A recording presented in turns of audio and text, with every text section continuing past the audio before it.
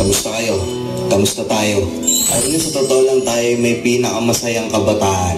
Tayo yung mga kabataan na napakababaw ng kaligayahan. Tayo yung mga batang batak sa arawan kahit napagalitan ng magulang, okay lang basta makipaglaro sa mga kaibigan.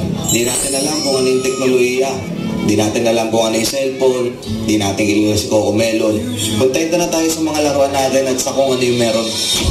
Tayo yung mga batang napakasimple lang ng kaligayahan.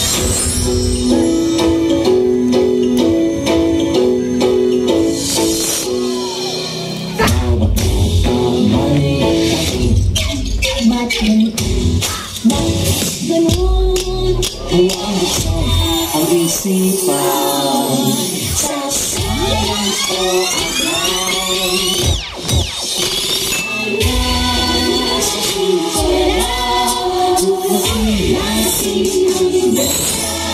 inabutasan ng aming bayan, siguradong makakamtan. Nay, paglaki ko, gusto ko po maging guro. Ang Hirayang Manawari ay sinaunang katagang Tagalog na nagtataglay ng retorikal na kahulugan na reach your dreams o abutin mo ang iyong pangarap. Abutin ang tayog ng buhay. Gusto kong sisiri ang lalim ng dagat. Gusto kong akyatin ang bundok ng bundok. Tuklasin ang hiwaga sa puso ko'y bumabalot. Nay, malapit na ako sa pangarap ko. Nay, isa na po akong ganap na guro. Hiraya Manawari, Hiraya Manawari, mga pangarap natin, ating abutin ang kapangyarihan nasa puso natin. Hiraya Manawari, ating abutin.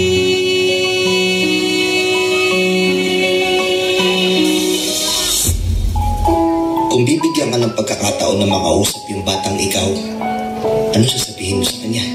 Ano ikikwento mo sa kanya?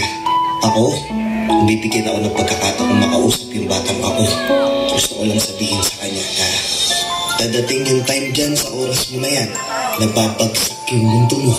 Ipaparamdam sa'yo na kung hanggang saan mo talaga kaya, susuko ka.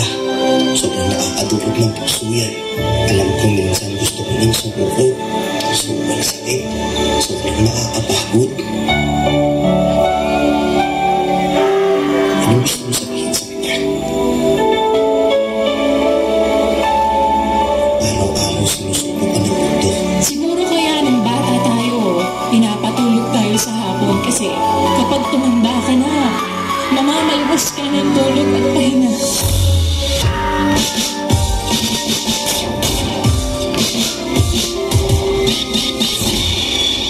Para sa batang ako, huwag ka dito. Wala si nanay dito.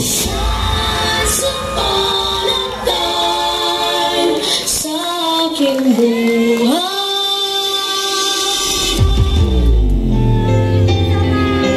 Nay, kahit wala ka na, lagi kang nasa puso ko.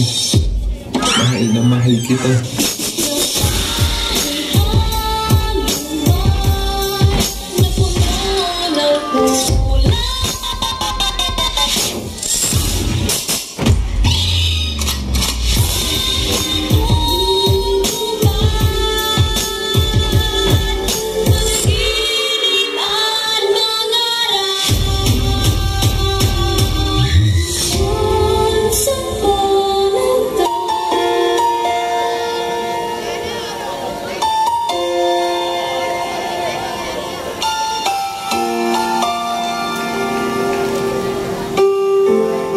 Anak, isa kang malaking pagpapalang ipinagkaloob ng Diyos sa amin ng papa mo.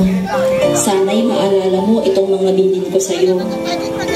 Hindi sa lahat ng panahon ay kasama mo kami ng papa mo. Darating ang panahon at kaming dalawa ay tatanda at babalik na sa ating Panginoon. Tandaan mo anak na ikaw ang pinakamagandang nangyari sa aking buhay. Mahal na mahal kita at hindi yun magbabago kahit kailan. Nagmamahal, Mama.